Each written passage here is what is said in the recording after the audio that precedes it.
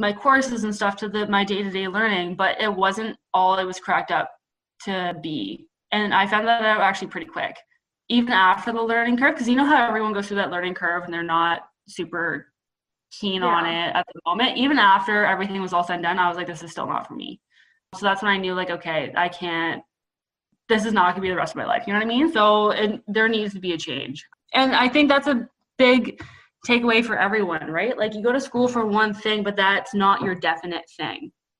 There's so much opportunity out there, especially if you network and you talk to the right people. And that's exactly what I did that summer. Welcome to episode 12 of the FoodGrads podcast, the podcast where we explore the careers in food, beverage, and hospitality industries. I'm your host, Veronica Hislop, a molecular science graduate student and career partner with FoodGrads. On this week's podcast, I interview Sarah Condruk, a marketing coordinator at Give & Go Prepared Foods. Give & Go Foods is a Canadian manufacturer of premium, frozen, thaw, and cell-baked products. Give & Go produces a wide range of desserts and sweet baked goods that are sold to leading retailers and food service operators across the world. Sarah and I dive into the exciting world of food marketing. Sarah teaches me about her role at Give & Go Foods and their extensive range of bakery goodies and what the structure looks like in her department. We also talk about finding a job after graduation in a sector that's outside of the one that you were in your degree. In Sarah's case, it was going from a science degree to marketing. Finally, we chat about her transition between school and full-time career, and how switching to a structured Monday to Friday job is a challenge in itself. Sarah was a really easy person to chat with, and it just made the interview fly by. I love Sarah's story because it goes to show that in the food industry, you can start in a science degree, but then end up in a totally different department if that's where your heart desires. It shows the importance of trying new things and talking to others, especially in your internships, because it's better to try something new than stick with something that you don't like. Without ado, let's get on to the show.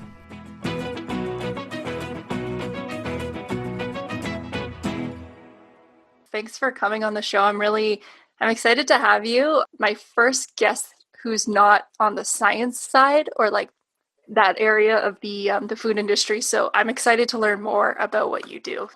Oh, good. I'm honored. I'm happy to be the first one. Break the ice. There you go. You're trekking down. You're going to be the first one on the website. So happy to be the one. Instead of us just going on, it's probably better to ask the audience so they have a better impression. Sarah, could you tell me more about Give & Go Foods, the place that you work, and what you do there? Yeah, absolutely. So Give & Go is an in-store bakery provider. So have you ever been to a Walmart or a Costco or a Loblaws or like a Sam's Club or a Target, and you go into their in-store bakery? So basically anything that is in the in-store bakery of one of those bigger retailers, we made, and the store probably just thawed that morning and put their own label on it. Oh, wow. So we make everything from cookies to scones to cinnamon rolls, tarts, granola, crostadas, you name it, we probably make it. We don't really do the bready stuff or the cakes, but we do a lot of the stuff. And we're under a variety of different brands. So we have about 5 core brands, and then we also have no label items. So those no label items would go into those retailers, and like Walmart will like slap their own label on it and say it's their brand when really like we made it. So that's pretty cool about it, because like I feel like no one really knows who we are, but yet we're really apparent in the in-store bakery of a lot of the bigger retailers. So that's kind of like the cool part of the company. Yeah, no, for sure. I know that I personally, I buy a lot of those types of products, especially at Sobeys. Like that's my go-to place. And like, I know it's under their brand, and I have a feeling it's made by someone else. So like, I'm pretty confident now it's probably one of the products that you're selling in. I know. Yeah, I need to break parts. And I know that one of the things that you didn't mention is whenever I think of your company, I always think your 2 Bright Brownies. I think that's like the item that like all my friends know, and we love eating them. So like perfect. Yeah, that's the bread and butter of our company. And that's actually, I have the privilege of like my boss and we are in that category. So brownies are under the mini treats category, and my boss and I work on those. So it's pretty exciting to work on like one of the bigger things that the company sells. Lots going on. It's really exciting, really fast paced, but it's definitely definitely a good industry to be in, especially in the in-store bakery as well. So you have a fun product that you're working with. Yeah, amongst many under that category. So it's really good. Every day changes. It's it's very dynamic and fast paced, and you never really know what you're going to be doing the next day because things always just kind of pop up and you have to kind of deal with it, but it's super fun. What I do, so right now, currently, I'm a marketing coordinator, as I said, like under the mini treats team. And my boss and I handle one of the largest product categories out of all of the teams under the branded side. Yeah, it's really fun. So like you do everything from helping to create new products and executing the steps that are involved in that, or just focusing on the ongoing projects that we have and the tasks that are also involved in those, or just day-to-day category and product management tasks. So like if problems arise with like your products within like your category, you have to, which usually occurs, you have to solve it. So really busy, really dynamic. It's a lot of fun. So, and the brands are really cool. So I really like it. What does the marketing side look like in terms of, it's not a product I see on like a commercial on television. What type of ways do you coordinate and work on marketing projects? Like what kinds are they? So our company is really special in the sense that like we don't do ad campaigns or marketing, as you said, the commercials and stuff. We do at point of sale. So we really focus on having like a good, not necessarily like a flat label, but like a good branded label that caters to your product. And hopefully a customer will like walk by and be like, oh, that looks really good. That looks really yummy. And they'll pick up the product and read the label and be like, yeah, I really want to buy it. So we're special in the sense that like we don't do any advertisements or anything, but we really have to make sure that our product comes out looking very, very appealing and making sure the label's on point and stuff, and just going at point of sale contact for that. We're really unique in that way. No, that makes sense. That would definitely be such a crucial portion of making any type of product, is that, especially for that sector, if you're going into like the Sobeys and you're looking for, it's the Friday night, you're like, what do I want to get? Let's get some cake. A lot of people don't go into the bakery aisle going, I'm going to buy a cake that's from this brand. You kind of, you look at the packaging, you're like, oh, that looks kind of nice. So I guess you guys are involved in those types of things. Yeah, like making sure the product looks good, the packaging looks good, the label looks good, and hopefully it's good enough for the consumer to pick up and buy. It's very much at point of sale. So it's tricky, but it's also very unique. That's awesome. Could you tell me about how you got into this role then? Yeah, so just a lot of networking and calling people and just applying to so many jobs. And I feel like everyone after graduation, especially if you're in science, you're like, what am I doing? So there's so much competition and there's so many places you're applying for, and yeah, you're talking to people, but you're not really getting calls back. So really it's just being tenacious and ambitious and connecting with the right people. So connecting with HR different companies or connecting with managers of different companies kind of thing, to kind of know, like, do they have spots open? And if they do, great. Like, do I have the skills to be able to fulfill those spots? So the company that I work with right now, I had actually interned with the summer prior to working with them, keeping in mind that like I was not in marketing, I was in product development and regulatory affairs, but for the 4 months. And that's when I realized that I was not passionate about PD or regulatory affairs. When I I went back to school, then a year passed, and then I was looking for jobs, and I still really liked the company and the brands and everything was super great, but I knew that like I just did not want to go back to those departments. Like that wasn't for me. So luckily they already knew me, and I already kind of had an in because they knew me, because summer prior I connected with the right people, and I was like, can I please try my go at the marketing side of things? So, and luckily they gave me a shot and it worked out. So that was really great. And a big thing that I learned too, like when I was in my internship at the summer prior, even though that wasn't really the job that I was necessarily interested in doing, being in the corporate environment, I still had the opportunity to talk to so many people and network and talk to, okay, like, what are your story? Like, what did you do? How did you get here, kind of thing? And I would talk to people from different departments. So supply chain, marketing, QA, and like see what they do on the day-to-day basis, kind of thing, to see if anything piqued my interest. And marketing at this company really did. So when I applied again for full time, I tried my shot in the business side of things, specifically marketing. And luckily they took me back on. So a lot of it was luck, honestly. But I'm happy it worked out. So.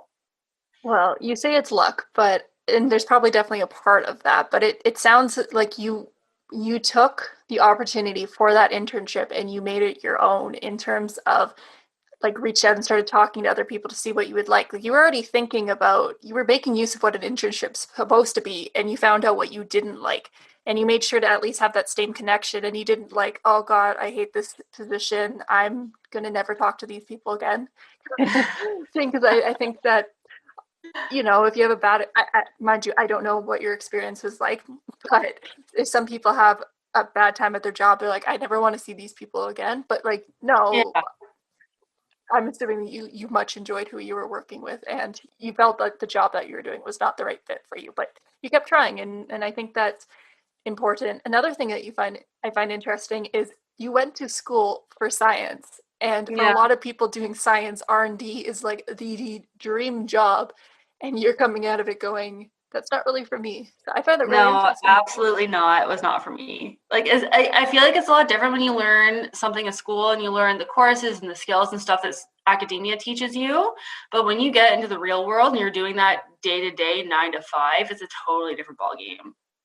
And that's what I was not prepared for going into it during that internship. At first, I was so excited. I was like, yeah, like I'm going to be in product development and regulatory affairs. I'm going to be doing all this cool stuff. And like, I can apply my courses and stuff to my day-to-day learning, but it wasn't all it was cracked up to be. And I found that out actually pretty quick, even after the learning curve, because you know how everyone goes through that learning curve and they're not super keen on it at the moment. Even after everything was all said and done, I was like, this is still not for me.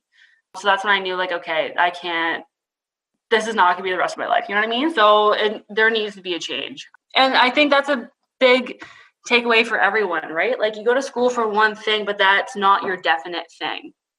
There's so much opportunity out there, especially if you network and you talk to the right people. And that's exactly what I did that summer.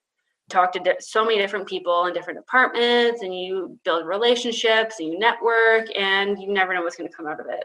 If people like you, they will not necessarily do you favors in the future, but they'll be more likely to. That's an interesting take on it. Yeah, make sure people like you. Don't burn Yeah, bridges. well, I mean, office politics are a thing. Unfortunately, they are, but usually if you're nice to people, yeah, as long as nothing bad's getting said. But regardless, it's cool that you were able to shift out of a degree that's science-based. It's not working in the lab and all of that. So there must have been something that drew you to that job to continue doing it. So what do you love about your job right now? I just thought it was so cool. Like you got to be so creative and like in the lab, because I did lab work too during university, and I just thought that zero creativity, at least with the stuff that I was doing. And the marketing team always looked like they were having so much fun and they had a good culture, and they were getting to create products and like look at labels and like be really creative and like bring something to life. And that's what I saw during my internship. And I was like, oh, I kind of want to do that. Let me bring things to life. Let me launch a product and have it seen, sold in a store. That's what I want to do amongst everything else we do. But that was like the main kicker. I was like, yeah, I want to feel that. Like, that's how I think I'm going to get my fulfillment. That was like a very superficial way of going into it, because I really didn't know what I was getting myself into, even when I applied to marketing. I was like, this is my very surface level idea of what it is. Let me try it out. And now I'm a year and a half into it, and I really enjoy it. So Good. Yeah, you're sticking it out because you like it. That leads me to wondering, you mentioned that on the surface level, you kind of went into it, but has there been anything that surprised you at the job that wasn't what you, not necessarily bad, but it wasn't something that you expected going into it? yeah, absolutely. I didn't realize how hands-on the job itself actually was. A big part of our marketing role at this company is you are very hands-on and you're very involved with your products. You are one-to-one with the products that you launch or are trying to launch. So you're in there with PD, tasting things and trying out different ingredients, and you're in there with supply chain and costing and trying to figure out the pricing of different ingredients. And you're talking to sales and you're like, okay, like how can we, what packaging format would best suit our customers and where in the store would this best work? And you're talking to so many different departments trying to optimize your one product to better its success in the market, essentially. And also too, and what I mean by hands-on too, there's a lot of, it used to be a lot of days pre-pandemic, but there is some days where you're actually in the plant and you're on the line, you're with the workers, you're seeing how the product's made, and you're seeing the mixing process, the depositing process, the packaging process, the cooling process. And like, in order to really do your marketing job at this company, you need to understand everything from ground zero to it being sold at Loblaws. So everything from like how it's made, how it's mixed, to how it's packaged, and to what went into making the label and all the pricing and everything that goes into it, and to having it being sold. So it's really cool. It's a really involved process, way more so than I originally thought it would, but it's really good. It's a huge learning experience for sure. And it's good to see different levels. Yeah. Wow. I'm surprised. I had misconceptions as well. To be honest, a lot of the marketing, I just thought it was, well, the product's already made. I'm R&D. I've made the product. Here you go, marketing. Go sell it to people. Like, I know that's bad, but it sounds like that's not at all what it's like for you.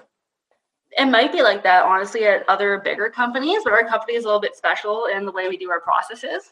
So our marketing team is very involved in every step of the process, through every step of when you're creating the idea on the whiteboard to when it's actually being launched. And if that step involves going into the actual physical plant, so you got to put on your lab coat, got to put on your hairnet, your face mask, and you're on the line with those workers, honestly, like packing good samples for like pictures or whatever kind of thing. You're looking at the process of how things are made to actually being able to launch. Like, you're very involved. Other companies might not be so as much, but this company definitely is. So that's why I was pleasantly surprised, because you learn so much. And it's really engaging in that respect too.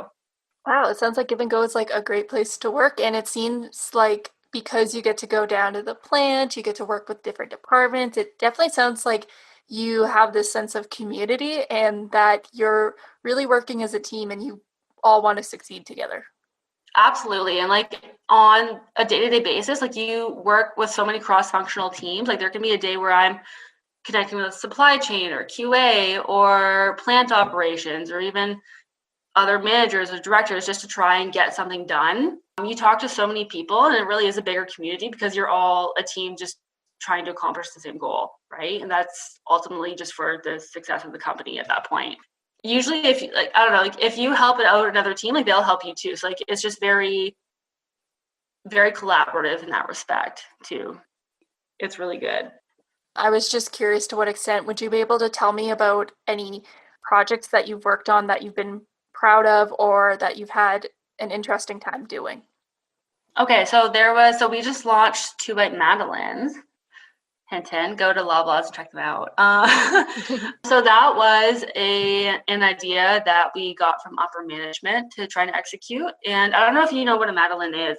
It's a traditional French pastry. It's kind of like a cross between like a cake and a cookie, but it's probably more so like cakey, but it's a little bit more dense. Yeah, and the general characteristics of a Madeleine is like it has like a shell-like shape on the bottom of it, so it has like the ridges, but on the top of it, it has like a hump. I know what you're talking about now, yeah. Yeah. So our team, so part of the Mini Trees team, like we were given an instruction to launch this product, but it's very hard to make it on an industrial level. So that's like another unique thing too, that with our company, it's like, okay, yeah, like this, you might think of a really cool product, right, that you want to launch. Like you go onto Pinterest or you go on store tours and you're like, yeah, like we think we can make this, or like you go look into the market and see what other people are making and you try and get ideas off of that. But you also have to keep in mind too, can we make this on an industrial scale? It's like, yeah, sure, I can probably make this in my home kitchen, but can we make this in an actual plant facility? Like, do we have equipment for it? So with this Madeleine project, it was really challenging because you have to try and so we had to order all new pans, get like the ridges in the shape of the bottom of the Madeleine, and getting that hump on the Madeleine was super challenging. So that was probably like a 2-year process to try and to be able to do. And kudos to my boss and PD because they were super involved in the project. And at one point it was like very time sensitive because a retailer wanted to take it and we had to pump this out super quick. So yeah, and now that it was just launched into Loblaws a couple weeks ago, that was like a 2-year endeavor that is now finally completed. So it's a good feeling in that way. So that's an example of bringing something from ground up and going through the rigorous processes of like trying to make it into the plan and figuring out the formulas, yada, yada, yada. And now it's finally being sold. So that's really exciting. Well, I know what I'm going to be purchasing this week, and I'm going to be sharing with my lab mates. Oh, hopefully you like them. I would suggest the duo one. So it's like half chocolate Madeleine and then half plain Madeleine. So Okay. So is there just the two varieties, or are there more? right now there's only the two. Okay. So I'm gonna have to check them out, and I'm gonna have to report back to everyone to let them know how they are. Okay, all right. If they're bad, please give constructive feedback. Okay, I'll keep it on the down low. No, of course. I've had your products in the past, and 2-bite brownies are, you tell yourself they're 2 bites, but then they are 2 bites, but then you eat the entire bag and then you open a second one. So it's 2-bag brownies. Oh yeah, no. Or there's been, because especially too, like back when we were working in the office full time, there was endless product everywhere, and it got to the point where I was like, okay, Sarah, you cannot eat any junk today. Oh It was, and after a while, you think it's so cool. You're like, oh yeah, there's all this sugar everywhere, and you get to eat it, but you're like, oh, okay, I'm so sick of it. Even the interns and everyone who comes in, at first they think it's really cool, and after a while they're like, Sarah, don't make me go any more tastings. I can't do it. I'm like, nope, you're going. Let's go. Oh gosh, I know I remember when I was working at Gailey, and we were sampling like sour cream, and oddly enough, like I can eat sour cream by the spoonful. It's a weird thing of mine, but I was like, yes, dream job working on sour cream. And I was like, no, this is bad. 2 months and I'm like, this is bad, man. Yeah. I feel like working in the industry, sorry, like the food industry in particular, if you love a food product and you're now working at that company and you're super excited to be able to taste all the time and have endless amounts of this product, you will, unfortunately, it will become tainted for you. Like I used to love brownies and sugar and cookies and all that fun stuff, and now I'm like, I can't look at it. I love it. I love to work for it, but like I can't eating it. I'm like, eh. Maybe I gotta work at an ice cream factory so then I don't have to like it so much. You gotta get your like 3-month binge out, and then you'll be like, okay, I'm sick of this stuff.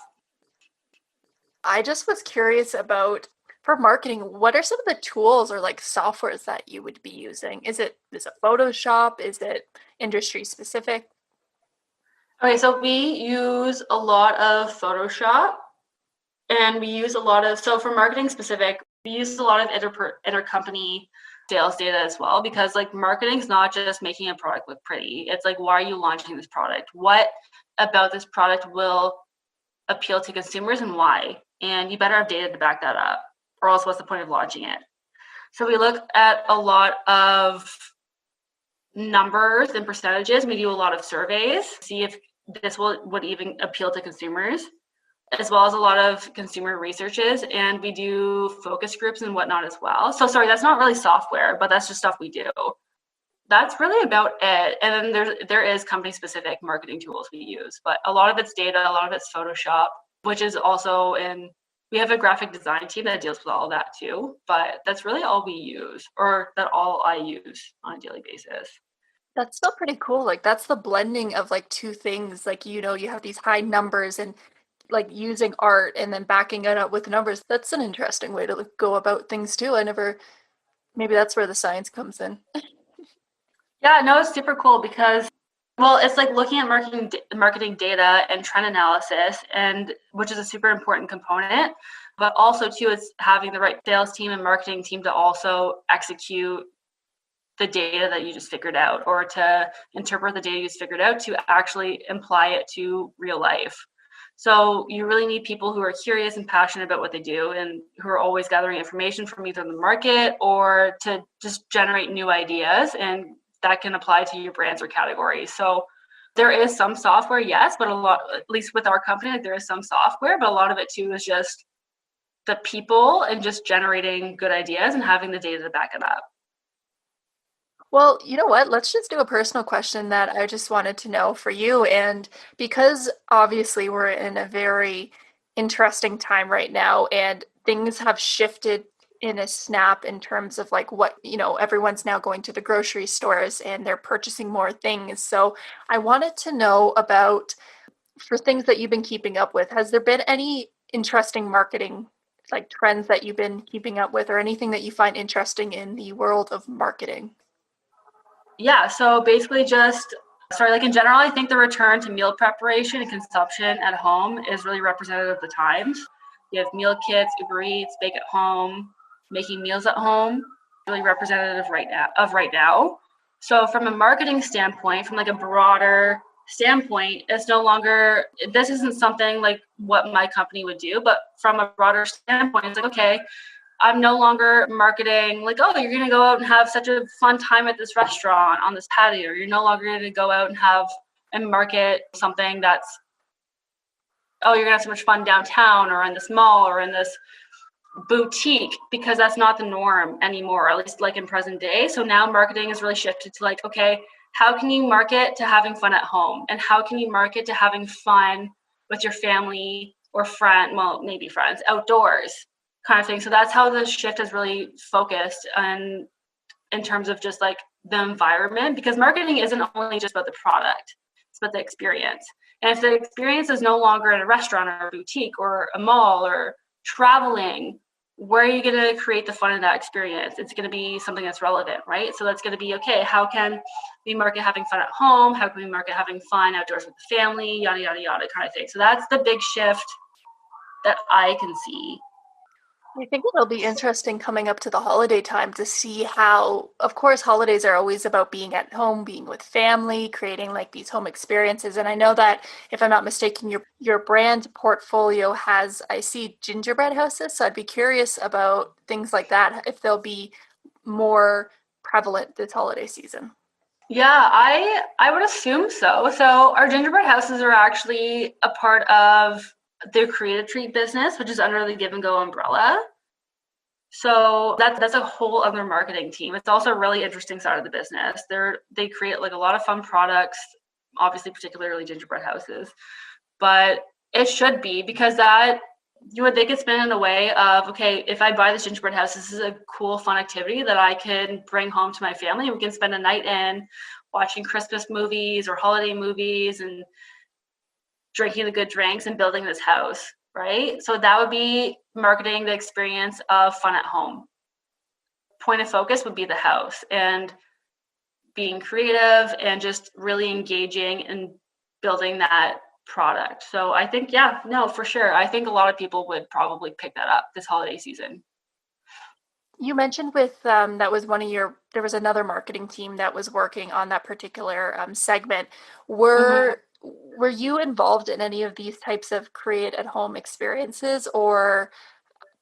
No, so how Give and Go marketing works is there's essentially 3 teams. So you have the channel team, so channel marketing. So they connect directly to customers and they execute whatever customers want. And those customers are salespeople that are linked to bigger retailers.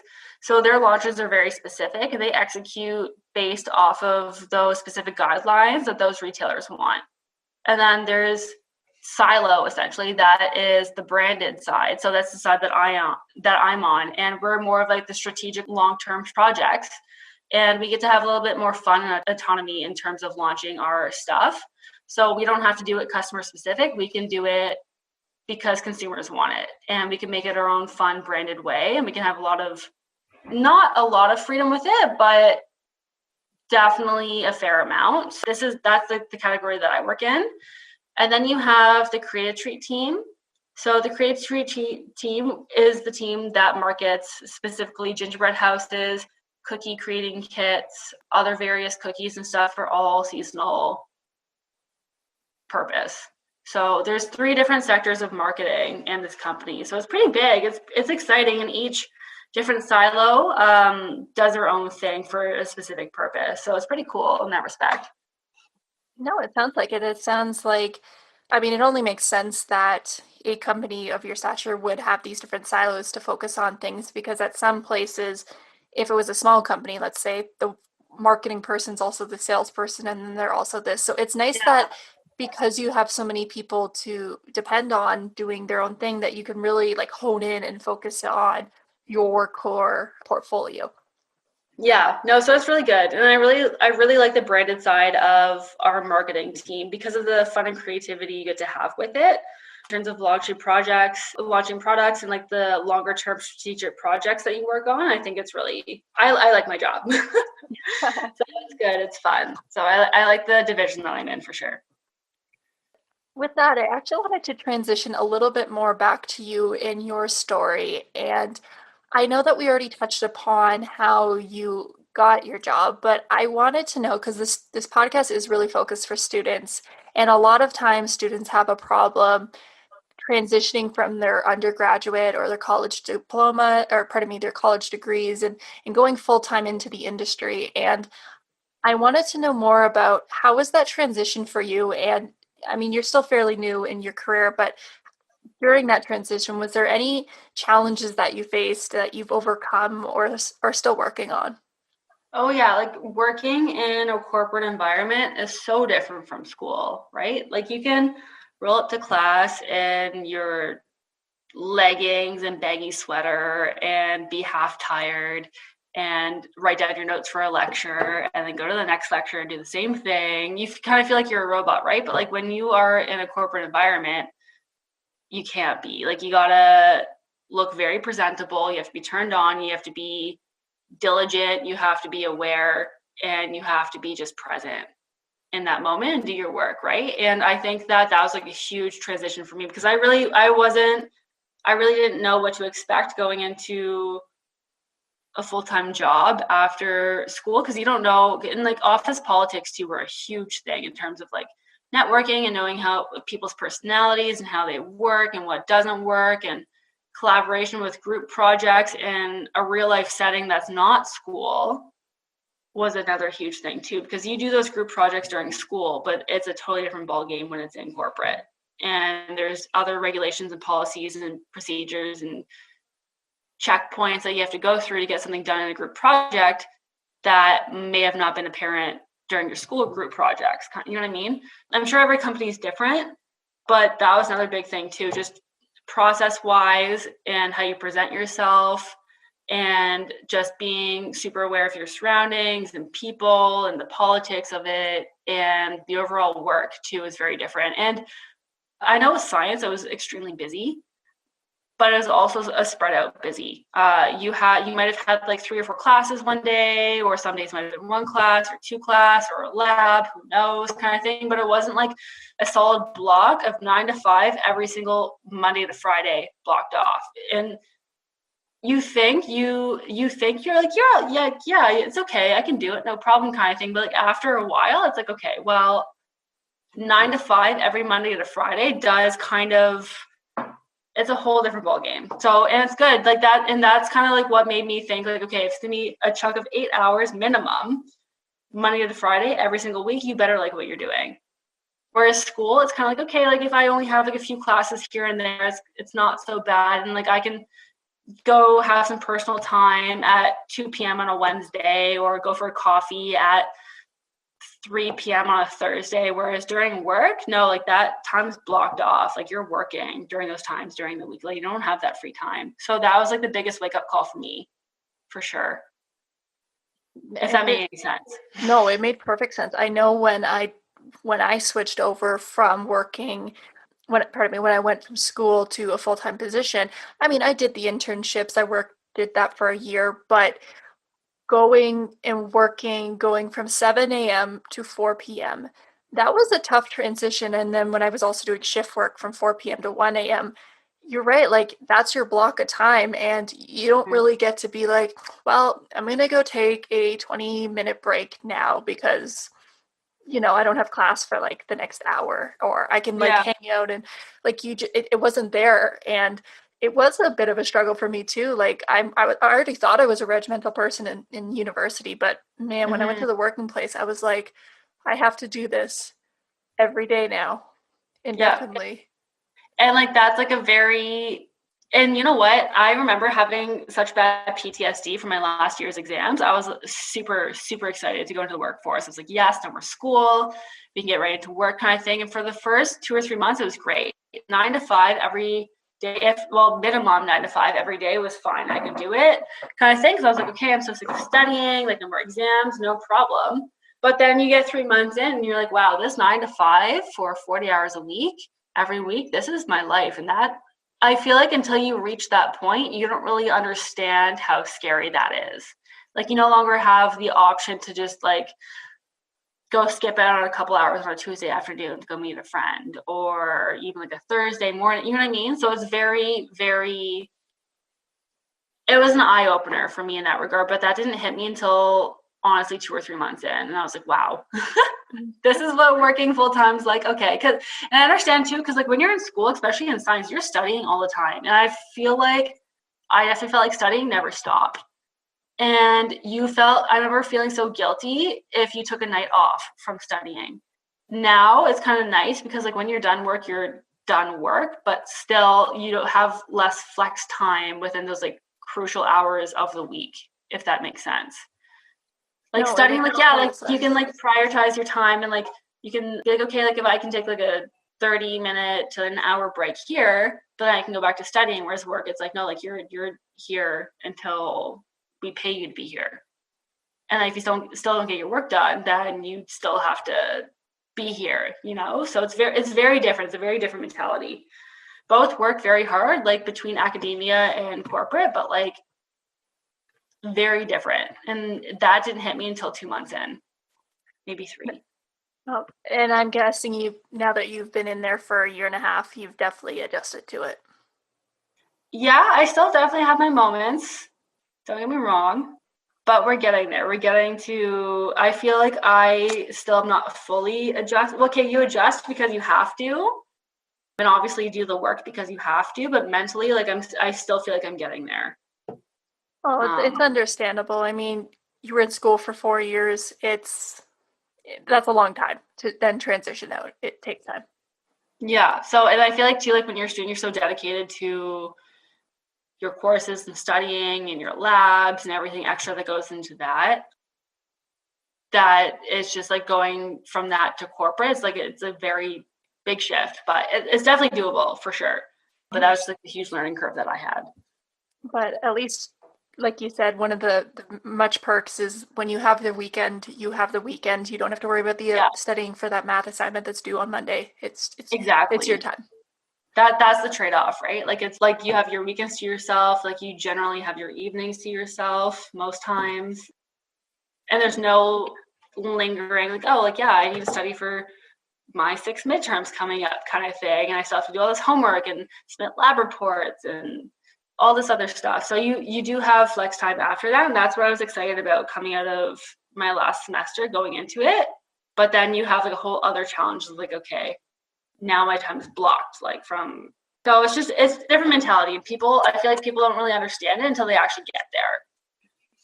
But yeah, so that's what I went through. So I totally understand. Yeah, that's a really unique experience that honestly I've not come across someone give me that as their answer. So it's nice to hear a different perspective as well. Okay, that's good. So one of the questions that I like to ask all of my guests that have come on the show is, why is the food industry a great place to work? Well, I think given light of the current situation, it's important to work in a sustainable industry where food is probably one of the most stable. People have to eat. So luckily, especially our company, has been fortunate enough to be able to maintain jobs and give people salaries and stuff because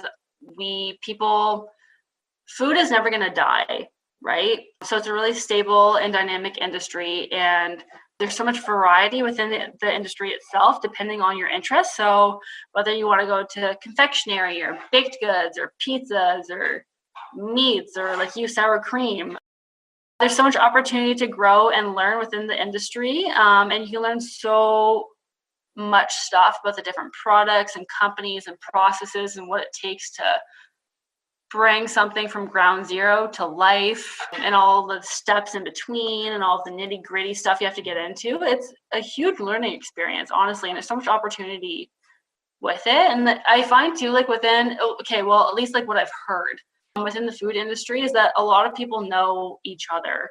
So if you like, don't be surprised if you stay in the industry for years and years and years and you run into someone who you worked with at like from 2 jobs ago kind of thing. And things always come back within this industry because people do know each other, especially if you stay in it for a certain amount of years. But so that's really cool as well. So it's kind of like its own community in itself for sure.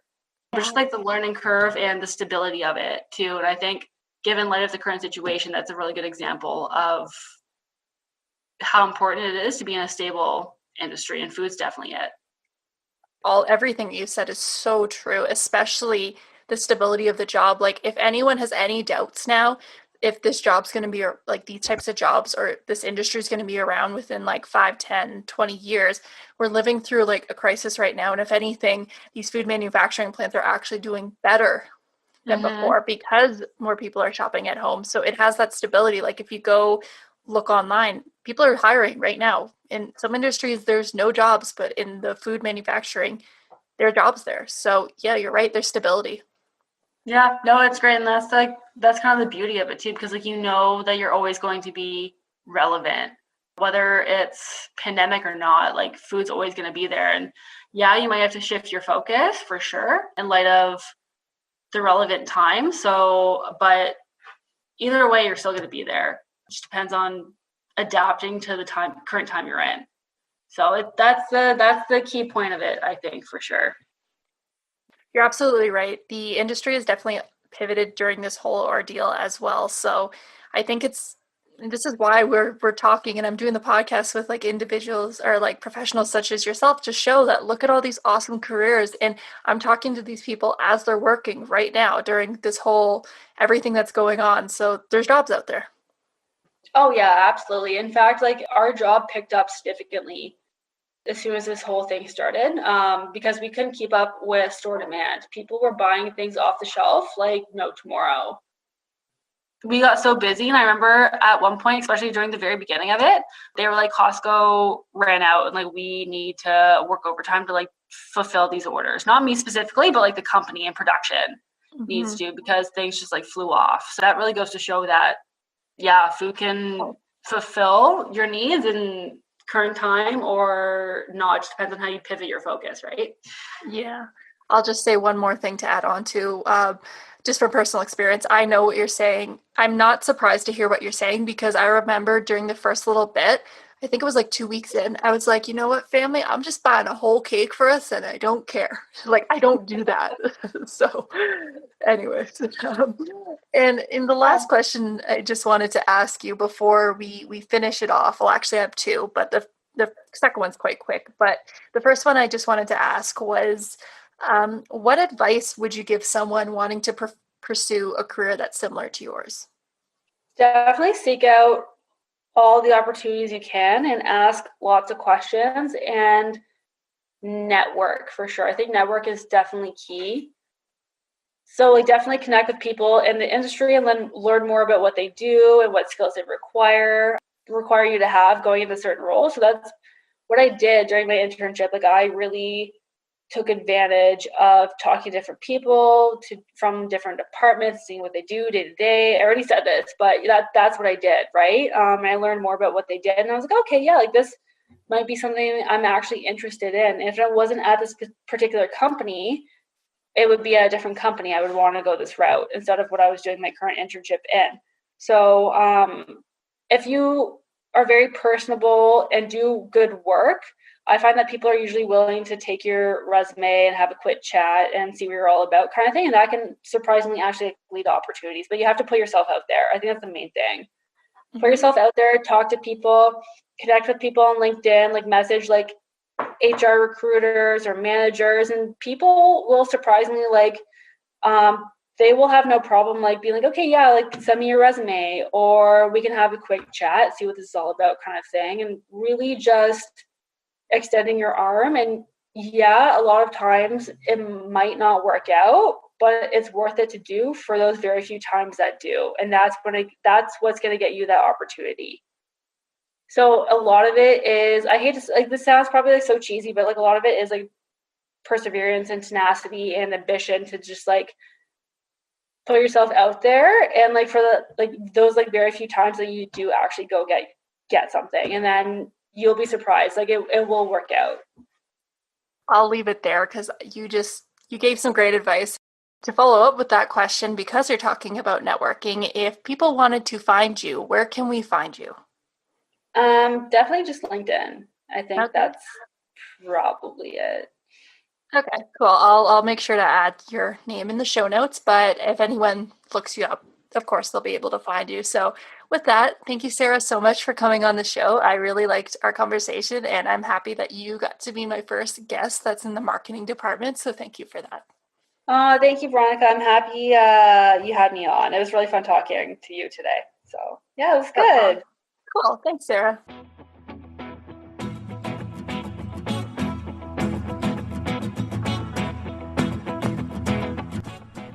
Thank you everyone so much for tuning in. All the show notes for this episode can be found by clicking the podcast tab on the FoodGrads website. There, you can find any past or future episodes of this podcast. If you enjoyed this episode, then please consider sharing it with your network. I would love to get the word about how great the food industry is and get more people excited about it. Also, don't forget to sign up for your free FoodGrads account. You can create your own searchable profile, which is in a niche area of the food industry. Include your skills, career aspirations, and multiple resumes tailored for different job opportunities, all focused on the food industry. Joining will connect you to an amazing network of food and beverage professionals, the next generation of food. With that, once again, I thank everyone so much for listening. I'll see you next week. Bye!